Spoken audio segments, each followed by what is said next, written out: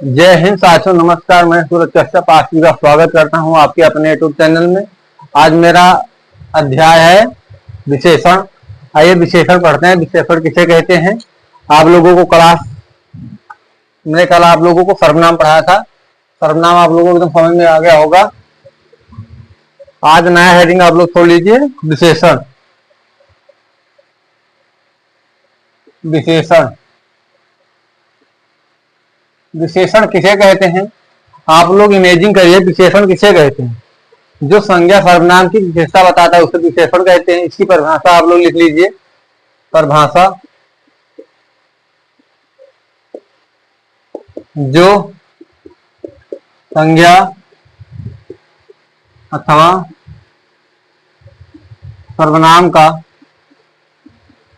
सर्वनाम की विशेषता बताता हो। विशेषता बताता हो विशेषण कहते हैं।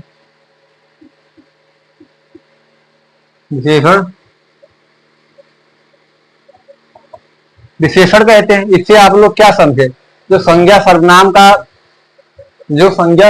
का विशेषता बताता है उसे हम विशेषण कहते हैं। जैसे आप लोग उदाहरण देख लीजिए। राम अच्छा खेलता है। राम अच्छा खेलता है। तो खेलना एक क्रिया हो गई। खेलना क्रिया हम पढ़ नहीं रही, इसके बाद क्रिया ही चलेगा चैप्टर। क्रिया हम पढ़ नहीं। और राम एक क्या है? एक व्यक्तिवाचक संज्ञा है। हमने आपको बताया व्यक्तिवाचक संज्ञा है। बचा क्या? अच्छा। तो अच्छा क्या है इसका? यह राम की विशेषता बताता है। जैसा कैसे? राम अच्छा खेलता, तो ये क्या? विशेषण है। विशेषण। राम अच्छा खेलता है तो राम कैसा है? राम कैसा खेलता है? अच्छा खेलता। तो अच्छा खेलता है वह विशेषण इसका गुण दर्शाता है कि राम कैसा खेलता है। राम अच्छा खेलता है। आप लोग जैसे यहाँ पे या बहुत या अच्छा लड़का है। यह अच्छा लड़का है। तो यह एक सर्वनाम है निश्चितवाचक। लड़का एक जातिवाचक संज्ञा है। अब अच्छा क्या है? विशेषण है जो ये इसका बोध कराता है कि लड़का कैसा है। लड़का कैसा है? लड़का अच्छा लड़का है। तो यह विशेषण कार्य करता है। विशेषण या ये क्या है? विशेषण। विशेषण इसे हम विशेषण कहते हैं। इसके बाद यहाँ पे और उदाहरण आप लिखिए। राम बहुत अच्छा खेलता है। राम बहुत अच्छा खेलता है। राम बहुत अच्छा खेलता। आपने अभी समझा कि विशेषण। विशेषण किसे कहते हैं? आप लोग उदाहरण के माध्यम से समझ गए कि विशेषण क्या होता है। इसके बाद राम एक करता है, मतलब करता है। बहुत एक क्या है? ये प्राविशेषण है। प्राविशेषण अभी हम आपको बताते हैं प्राविशेषण किसे कहते हैं। और अच्छा क्या है? विशेषण है। विशेषण। और खेलना क्रिया है। खेलना क्रिया है। तो आप अभी तक देख रहे थे कि जो अच्छा है वह विशेषण का कार्य करता है। अब विशेषण की भी विशेषता बताता है। बहुत अच्छा खेलता है। कैसा खेलता है? बहुत अच्छा खेलता है। आप लोग एक नोट डाल के लिखिए यहाँ पे।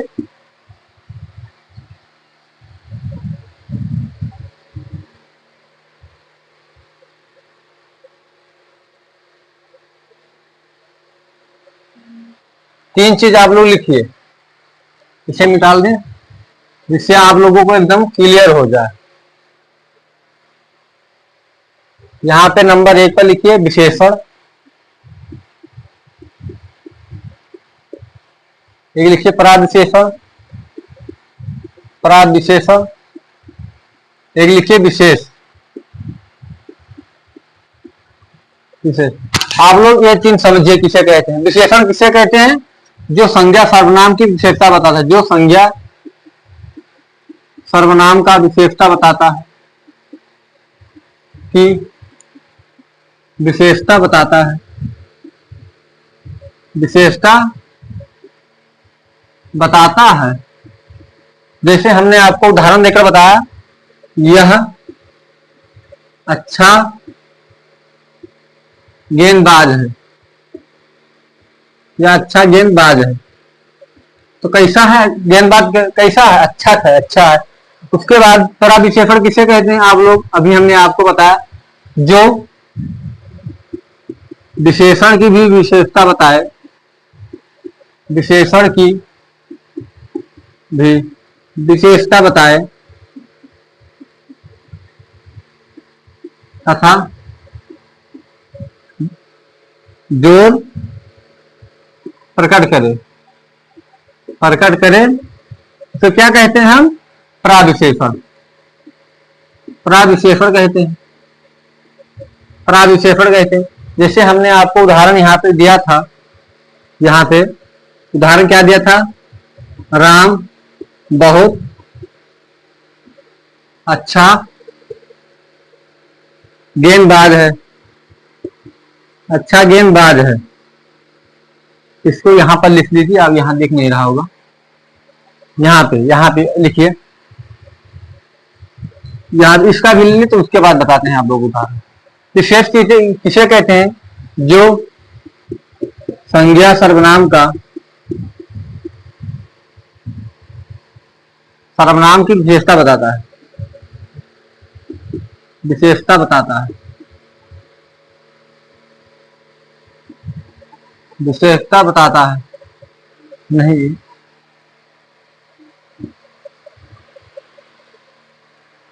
किसे कहते हैं,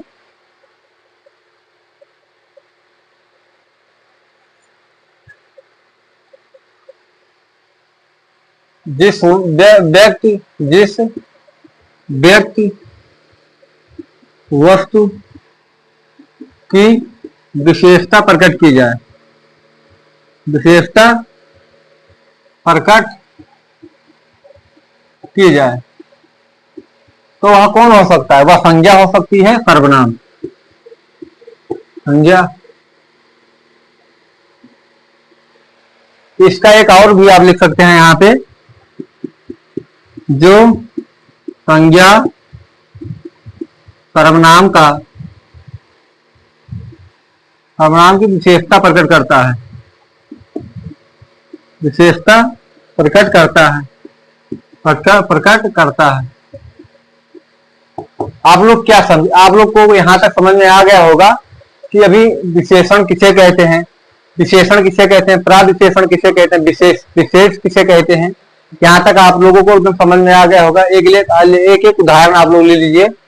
जैसे यहाँ पे 1 नंबर पर लिखिए, राम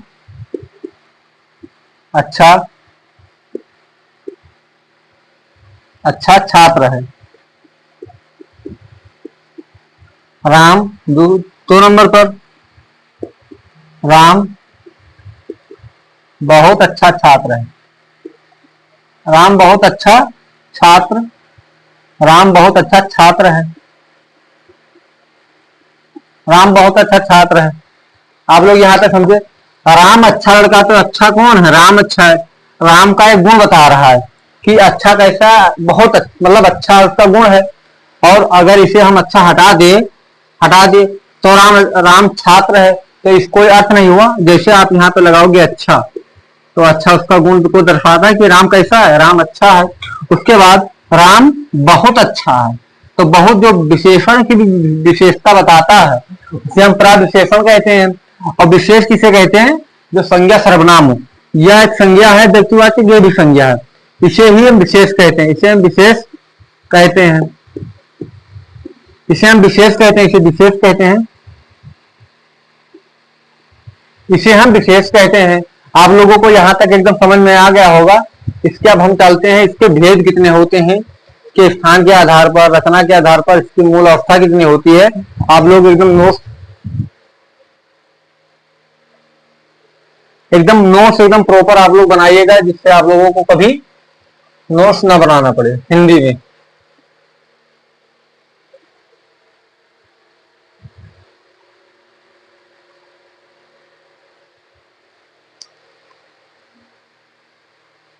आप लोग यहाँ पर लिख, सभी एग्जाम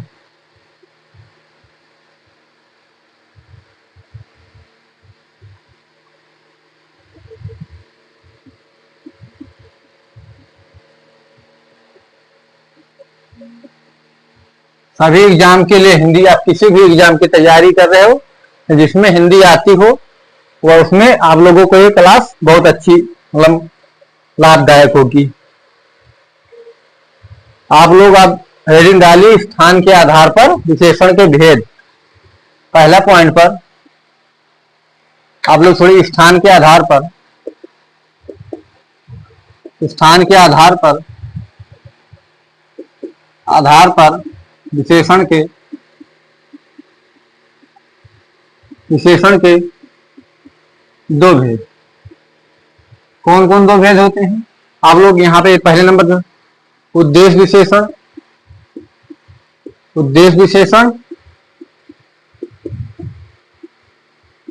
पहले नंबर पर आप लोग छोड़िए उद्देश्य विशेषण, और दूसरे नंबर पर यहाँ पे आप लोग छोड़िए विधेय विशेषण। विधेय विशेषण आप लोग ऐसे, जब हम आपको लिख रहे हैं ऐसे आप लोगों को कॉपी में लिखना है, एकदम एक सेम के सेम। आप लोग एकदम, इसकी परिभाषा क्या होती है, परिभाषा आप लोग लिख लीजिए। परिभाषा क्या होती? जो शब्द विशेषण से पहले प्रयुक्त होकर,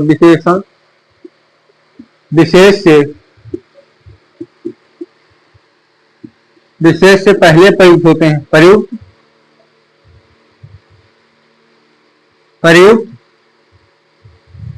होते हैं। जो शब्द विशेषण विशेष से पहले प्रयुक्त होते हैं उसे क्या कहते हैं? उद्देश्य विशेषण। उद्देश्य विशेषण उसे क्या कहते हैं? उद्देश्य विशेषण कहते हैं। जैसे आप लोग यहां पे लिखिए बहुत, आप लोग पहले यहां पे लिख लीजिए उदाहरण।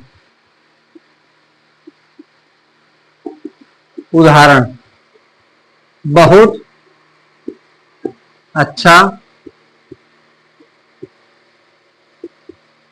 बहुत अच्छा आम है। तो आप लोग इसमें आप पहचानिए कि व्यक्तिवाचक संज्ञा क्या है, विशेषण क्या है, प्रविशेषण क्या है। आप लोग इसमें देख सकते हैं कि आम एक जातिवाचक संज्ञा है, आम एक जातिवाचक संज्ञा है, और आम की विशेषता बता रहा है अच्छा है, तो विशेषण हो गया। अब विशेषण के भी विशेषता बताता है, प्रविशेषण हो गया। आप लोगों को हमने परिभाषा क्या लिखा? जो सब विशेषण विशेष से पहले प्रयुक्त होते हैं उसे उद्देश्य विशेषण कहते हैं। तो यह विशेष मतलब ये क्या है? यह विशेष है, इसे हम क्या कहेंगे? जो संज्ञा सर्वनाम की विशेषता पर उसे विशेष कहते हैं। यह विशेष है, यह क्या है? विशेषण है,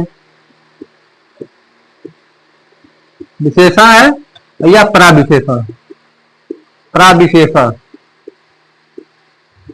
प्रविशेषण है। तो आप लोग यहां तक समझ गए होंगे कि हम उद्देश्य विशेषण किसे कहते हैं? जो सब विशेषण विशेष से पहले प्रयुक्त होते हैं उसे हम प्रविशेषण कहते हैं, मतलब उद्देश्य विशेषण कहते हैं। उसके बाद और उदाहरण यहाँ पे, और उदाहरण आप लोग लिखिए। इसके बाद आ जाते हैं हम दूसरे उदाहरण पर। आप लोग लिखिए यहाँ पे बहुत ईमानदार व्यक्ति है। बहुत ईमानदार व्यक्ति है, तो व्यक्ति क्या है? एक जातिवाचक संज्ञा है, जातिवाचक संज्ञा, और इसे हम विशेष भी कहते हैं, विशेष भी है। और यह व्यक्ति कैसा है? ईमानदार है, तो ईमानदार इसका एक गुण हो गया, यह विशेषण है, और विशेषण का भी गुण जो मतलब विशेषता बताता है उसे हम प्रविशेषण कहते हैं, आप लोगों को यहां तक एकदम समझ में आ गया होगा कि उद्देश्य विशेषण किसे कहते हैं? जो सब विशेष विशेषण से पहले प्रयुक्त होते हैं उसे उद्देश्य विशेषण कहते हैं। आप लोगों को हमने उदाहरण दिया, जैसे बहुत अच्छा आम है, तो आम क्या है? आम एक विशेष है, आम विशेष जातिवाचक संज्ञा है, जातिवाचक संज्ञा है। और जो आम का भी विशेषता बताता है वह विशेषण है, विशेषण और विशेषण की भी विशेषता बताता है, वह प्रविशेषण है। तो यहां तक आप लोगों को एकदम क्लियर हो गया होगा। इसके बाद हम चलते हैं विधेय विशेषण पर।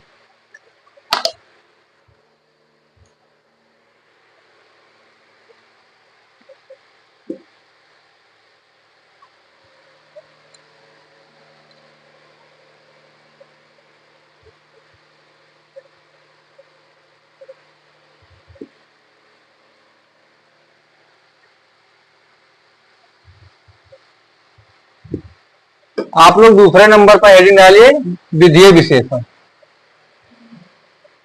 विधेय विशेषण, विधेय विशेषण। विधेय विशेषण किसे कहते हैं? या उद्देश्य विशेषण के विपरीत होता है। जैसे जो शब्द विशेषण विशेषण विशेष से बाद में प्रयुक्त होते हैं, विशेष के बाद में प्रयुक्त होते हैं, बाद में प्रयुक्त होते हैं, प्रयुक्त होते हैं, उसे हम क्या कहते हैं?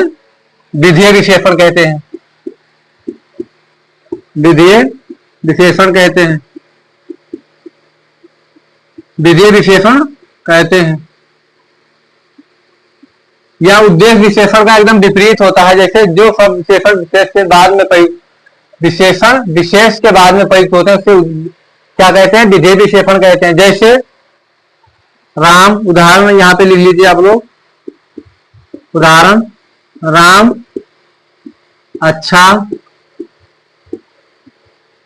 अच्छा गेंदबाज है, अच्छा गेंदबाज है। जैसे राम क्या है? एक विशेष है, विशेष व्यक्तिवाचक संज्ञा, व्यक्तिवाचक संज्ञा है। और अच्छा क्या है? इसका गुण है, यह विशेषण है, विशेषण है। तो आप लोग समझ गए होंगे कि विशेषण, उद्देश्य विशेषण किसे कहते हैं और विधेय विशेषण किसे कहते हैं।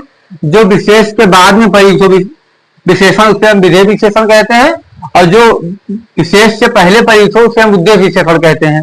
गेंदबाज एक, ये भी एक क्या है? एक क्रिया है। उसके बाद और उदाहरण, राम बहुत राधिका बहुत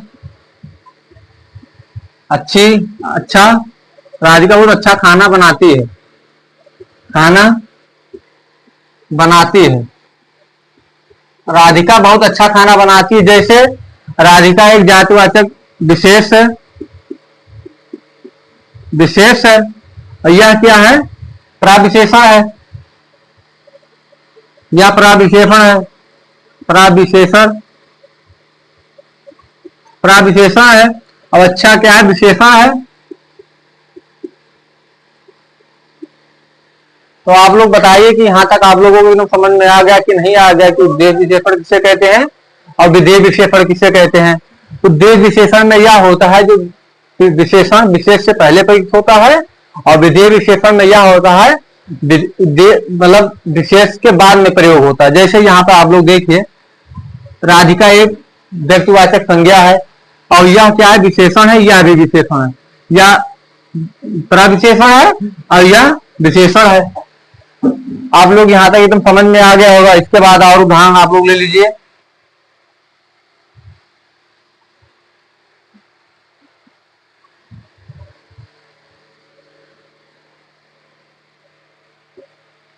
इसके बाद चलते हैं, इसके कितने भेद होते हैं।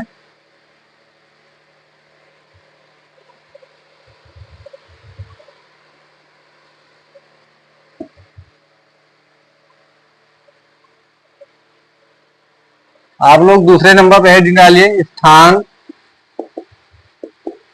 स्थान एवं रचना के आधार पर, रचना के आधार पर विशेषण के भेद, विशेषण के चार भेद होते हैं, चार भेद होते हैं, चार भेद होते हैं। चार भेद कौन कौन होते हैं? पहले नंबर पर संख्यावाचक विशेषण, संख्यावाचक विशेषण, संख्यावाचक विशेषण। दूसरे नंबर पर सार्वनामिक विशेषण, सार्वनामिक विशेषण, सार्वनामिक विशेषण। तीसरे नंबर पर परिमाणवाचक विशेषण, जिसमें नाप तौल का बात होता है, परिमाणवाचक विशेषण। और चौथे नंबर पर गुणवाचक विशेषण। गुणवाचक में किसी का अवस्था, लंबा, बूढ़ा, जवान, ये सब होता है गुणवाचक विशेषण। आकार, आकार बोधक, इसमें ये सब होता है। आप लोग समझ गए इसके चार भेद होते हैं। फिर इसके बाद हम एक एक को पढ़ते हैं, सबसे सबसे बाद में पढ़ेंगे, क्योंकि इसमें पांच भेद होते हैं, पांच भेद, इसके पांच भेद होते हैं। एक होता है निश्चित संख्यावाचक, अनिश्चित संख्यावाचक। सबसे पहले हम पढ़ते हैं ये, पढ़ते हैं ये, फिर ये, सबसे बाद में ये। आप लोग हेडिंग डालिए सबसे पहले नंबर पर सार्वनामिक विशेषण।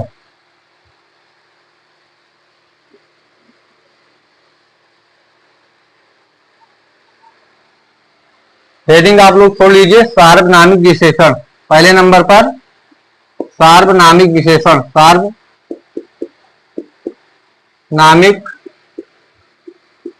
विशेषण। सार्वनामिक, इसका का परिभाषा क्या होती है आप लोगों को लिखना है। जो शब्द, हमने आपको इसको उसमें सर्वनाम में बताया था, जो शब्द सर्वनाम के तुरंत बाद प्रयुक्त होते हैं, सर्वनाम के तुरंत बाद संज्ञा शब्द प्रयुक्त होते हैं, संज्ञा शब्द प्रयुक्त होते हैं, क्या कहते हैं? सार्वनामिक विशेषण कहते हैं। सार्वनामिक विशेषण कहते हैं। सार्वनामिक विशेषण कहते हैं, जैसे हमने आपको निश्चित सार्वनामिक बताया था। जैसे यह मेरा घर है, तो वो आप उसको उल्टा कर दीजिए, यह घर मेरा है, तो क्या हो जाएगा? सार्वनामिक विशेषण हो जाएगा। इसका उदाहरण आप लोग लिख लीजिए। उदाहरण जैसे यह घर मेरा है। आप यह देख रहे हैं, यह एक सर्वनाम है, सर्वनाम है। सर्वनाम कौन है? निश्चित सर्वनाम, निश्चित सर्वनाम। और यह भी सर्वनाम है। सर्वनाम का पड़ोसी सर्वनाम होता तो वह सर्वनाम में चला जाता है। अगर सर्वनाम का पड़ोसी संज्ञा शब्द है, संज्ञा एक जातिवाचक संज्ञा है, जातिवाचक संज्ञा, तो ये क्या हो गया? ये सार्वनामिक विशेषण हो गया। जैसे यह घर मेरा है, तो सर्वनाम का पड़ोसी अगर संज्ञा शब्द है तो वह सार्वनामिक विशेषण हो जाता है। परिभाषा में यही लिखा है, जो शब्द सर्वनाम के तुरंत बाद संज्ञा शब्द प्रयुक्त होते हैं वहां सार्वनामिक विशेषण होता है। आप लोग उदाहरण, जैसे यह घर मेरा है, उदाहरण आप लोग लिखिए,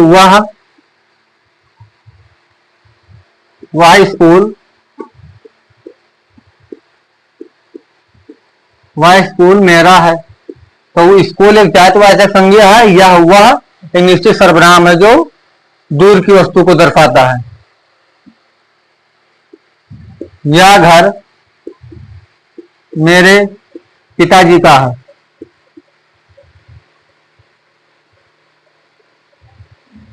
यह घर मेरे पिताजी का है, तो सर्वनाम का पड़ोसी संज्ञा शब्द है, क्या हो गया? सार्वनामिक विशेषण।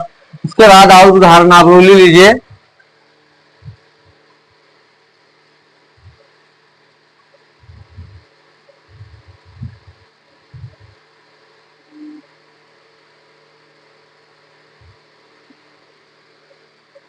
वो आदमी आपस में बात करते हैं, वो आदमी आपस में बात करते हैं, बात करते हैं, तो वे क्या है? एक अन्य पुरुषवाचक सर्वनाम है, जो पुरुषवाचक सर्वनाम के भेद में है, उत्तम मध्यम अन्य। तो और ये आदमी क्या है? आदमी एक जातिवाचक संज्ञा है। उसके बाद और उदाहरण आप लोग लीजिए। वह साइकिल, साइकिल मेरी है। वह साइकिल मेरी है। तो साइकिल एक जातिवाचक संज्ञा है और वह एक सर्वनाम है, और सर्वनाम का पड़ोसी सर्वनाम नहीं है तो वह सर्वनामी विशेषण हो जाएगा। अगर मतलब सर्वनाम का पड़ोसी सर्वनाम है तो वह सर्वनाम हो जाता है, और सर्वनाम का पड़ोसी अगर संज्ञा शब्द है तो वह सर्वनामी विशेषण हो जाता है। इसके बाद हम अपने दूसरे पर चलते हैं। आप लोगों को सार्वनामिक विशेषण एकदम समझ में आ गया होगा कि सार्वनामिक विशेषण किसे कहते हैं। जो शब्द सर्वनाम का पड़ोसी संज्ञा शब्द हो उसे हम सर्वनाम मतलब सार्वनामिक विशेषण कहते हैं। इसके उदाहरण हमने आपको बता दिया देकर, यह घर मेरा है, तो यह सर्वनाम है, इसका पड़ोसी संज्ञा शब्द है घर, जातिवाचक संज्ञा, तो वहां क्या हो जाता है? सार्वनामिक विशेषण हो जाता है। इसके बाद आप लोग उदाहरण दूसरे पर हेडिंग डालिए, दूसरे पर प्रमाणवाचक।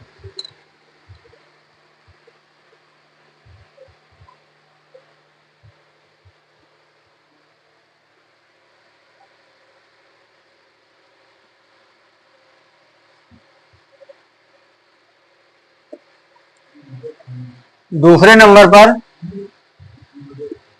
परिमाणवाचक।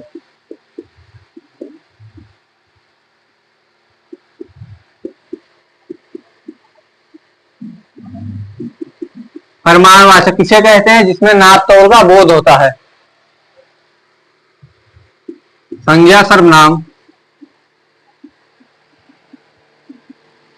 संज्ञा सर्वनाम जिसमें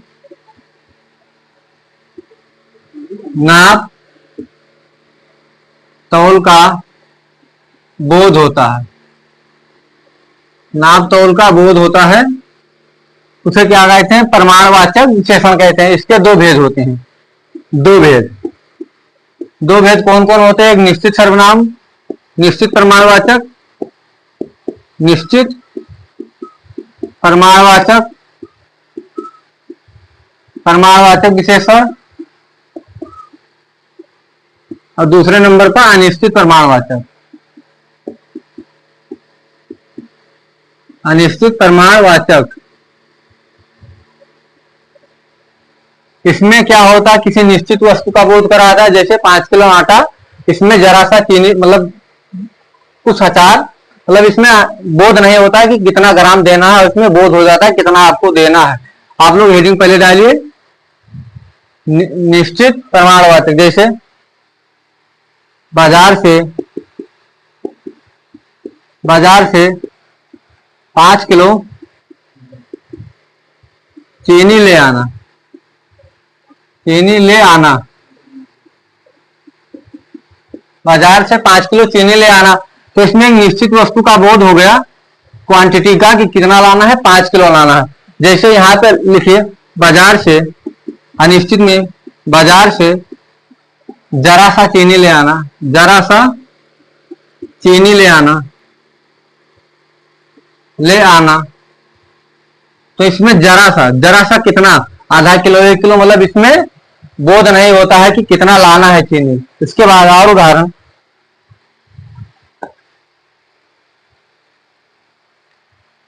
1 किलो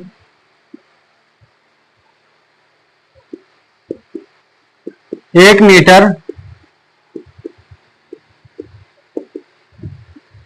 1 मीटर कपड़ा ले आना।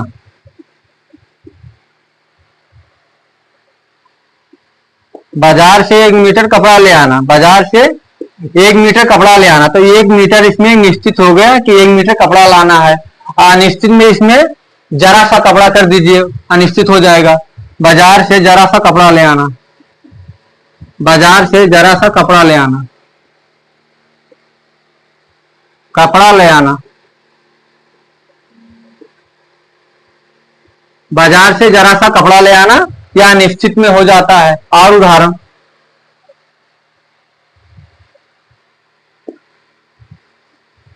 100 ग्राम अचार दे दो। यह यूपी पुलिस 6244 में क्वेश्चन पूछा गया था कि 100 ग्राम अचार दे दो, और इसमें दो क्वेश्चन था।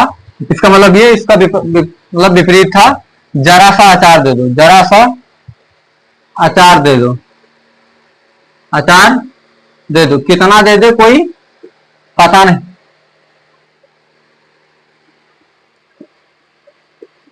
कितना देना है कोई पता नहीं होता है कि आधा किलो देना है, 1 किलो देना है, 100 ग्राम देना है, मतलब निश्चित वस्तु का बोध नहीं होता है, इसलिए हम मतलब इसे क्या कहते हैं, अनिश्चित प्रमाणवाचक। और यह निश्चित प्रमाणवाचक विशेषण में निश्चित क्वांटिटी मतलब ग्राम का बोध हो जाता है, हमें कितना देना है कितना नहीं देना है। मतलब आप लोगों को प्रमाणवाचक समझ में आ गया होगा। इसके बाद हम चलते हैं अपने तीसरे पर, संख्यावाचक विशेषण।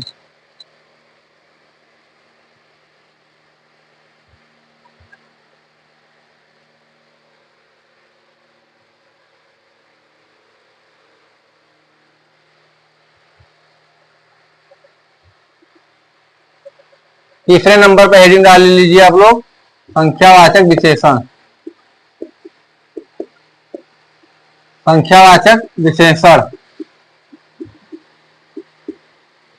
जहां निश्चित संख्या का बोध होता है, जहां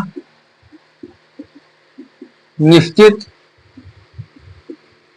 संख्या का बोध होता है, जहां निश्चित संख्या का बोध होता है, बोध, जहां निश्चित संख्या का बोध होता है, या इसके दो भेद होते हैं, इसके दो भेद होते हैं। कौन कौन? एक निश्चित प्रमाणवाचक, निश्चित संख्यावाचक, निश्चित संख्यावाचक, एक होता है अनिश्चित संख्यावाचक। अनिश्चित यहां पे लिख लीजिए, अनिश्चित संख्यावाचक, अनिश्चित संख्यावाचक। निश्चित संख्यावाचक के चार भेद होते हैं, इसके चार भेद होते हैं। कौन कौन होता है? पहले नंबर पर क्रम बोधक, क्रम बोधक। दूसरे नंबर पर आवृत्ति बोधक, आवृत्ति बोधक। तीसरे नंबर पर होता है समुदाय बोधक, समुदाय बोधक। चौथे नंबर पर होता है प्रत्येक बोधक, प्रत्येक बोधक। पांचवें पर होता है पूर्णांक बोधक, पूर्णांक बोधक। पहले ये आप लोग समझ लीजिए इसे किसे कहते हैं, अनिश्चित वाचक। सबसे बाद में समझते हैं, डाल दीजिए। अनिश्चित वाचक क्रम बोधन में क्या होता है? जहां गिनती का बोध होता है। कैसे? पहला क्रम बोधन मतलब क्रम से चलता है, पहला दूसरा तीसरा, पहला दूसरा तीसरा चौथा, जिसमें क्रम का बोध होता है, क्रम का। और आवृत्ति बोधन में जैसे दुगुना चौगुना इस तरह का इसमें होता है, दुगुना चौगुना तीन गुना, तीन गुना। और समुदाय बोधन में, समुदाय में क्या होता है? मतलब ये समुदाय में कैसे तीनों चारों पांचों, तीनों चारों पांचों, इसमें समुदाय का बोध होता है। जैसे यह तीन है तो तीन व्यक्ति का समुदाय हो गया, तीनों चारों पांचों। उसके बाद प्रत्येक बोधन में क्या होता है? या मतलब एक हो, कैसे एक एक, एक एक, सौ सौ, एक एक, हर हर, हर एक। इसमें यह होता है कि इसमें एक एक मतलब प्रत्येक चलते हैं, प्रत्येक में। और यह पूर्णांक बोधन में दो होता है। यहाँ पे लिख लीजिए आप लोग, पूर्णांक बोधक दिखना है यहाँ पे, मतलब ऐसे लिख लीजिए। पूर्णांक बोधन दो होता है, एक निश्चित पूर्णांक बोधक, अनिश्चित प्रमाण, निश्चित, निश्चित। जैसे पूर्णांक बोधक में दो होता है, कि जैसे एक में होता है एक में होता है 1.5, पौन, जहां निश्चित नहीं होता कितना, 1.5, पौन, 3.5, 3.5, 2.5, 2.5, इसमें गिनती का बोध नहीं, मतलब क्वांटिटी का बोध सही से नहीं हो पाता है। और इसमें क्या होता है, क्वांटिटी का, कैसे 1 किलो, आधा किलो, 500 ग्राम, इस तरह 100 ग्राम, 500 ग्राम, 1 केजी, मतलब इस तरह का बोध होता है। आप लोग मतलब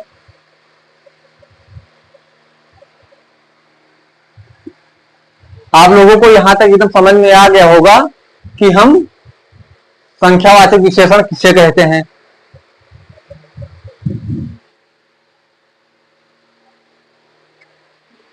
संख्यावाचक विशेषण किसे कहते हैं, किसे नहीं कहते हैं।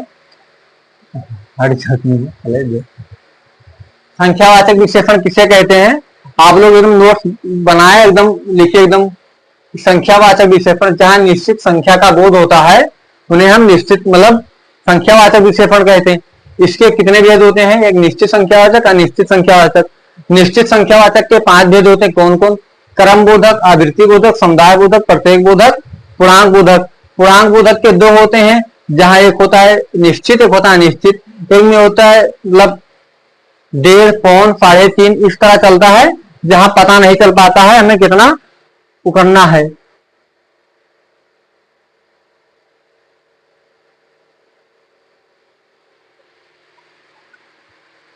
और क्रम बोधक में पहला, दूसरा, तीसरा, चौथा, इस तरह चलता है।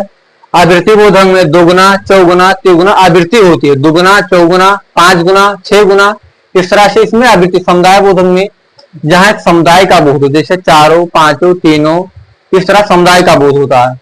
और प्रत्येक बोधक में जहां एक एक हर एक वह प्रत्येक सीढ़ी चढ़ते गया, तो यह क्या है, प्रत्येक बोधक। और पूर्णांक बोधक में हमने आपको बता दिया 2 होता है, निश्चित निश्चित।